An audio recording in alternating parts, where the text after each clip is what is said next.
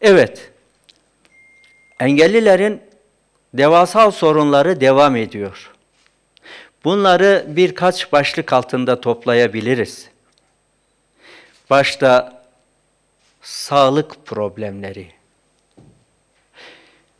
Sağlık problemleri deyince aslında bizim öteden beri savunduğumuz ve ortaya koyduğumuz bir husus var.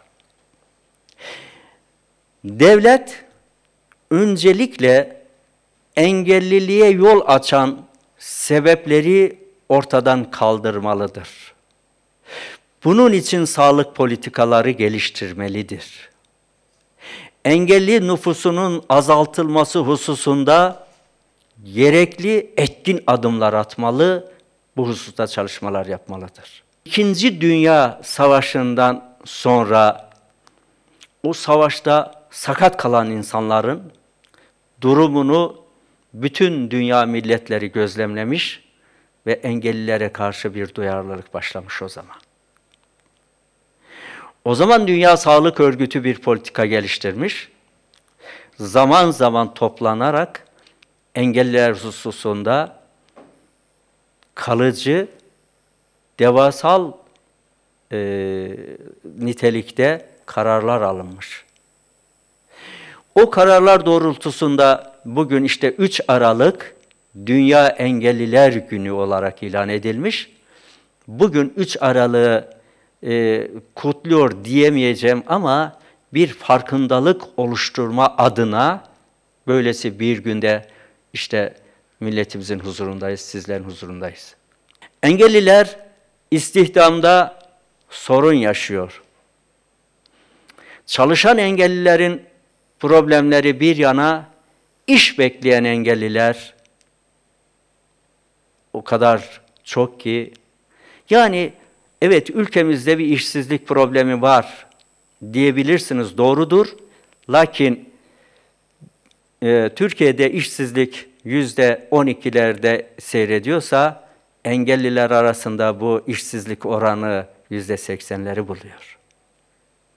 Onun için engellilerin beyemahal devlet kadrolarında kotaların doldurulması ve yetersiz sayılan kotanın da bir an evvel artırılması, yani en az %6'lara çıkarılmasını engelliler bekliyor.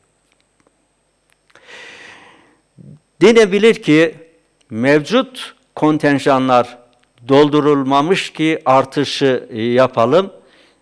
Bizim arzu ettiğimiz hem kotaların, kontenjanların, açık kontenjanların doldurulması, akabinde de bunun artırılmasıdır.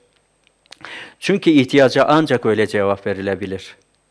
Şu anda engelliler en azından bugün münasebetiyle 10.000 atama bekliyor. En az 10.000 atama bekliyor.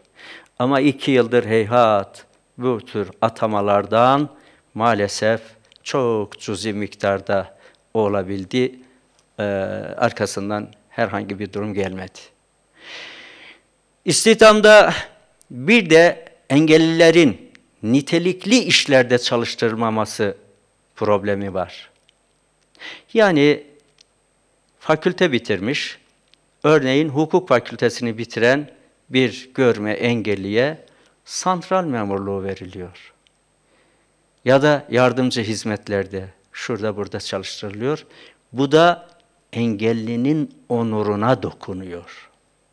Dolayısıyla burada da bir iyileştirme ve bir pansuman gerekiyor.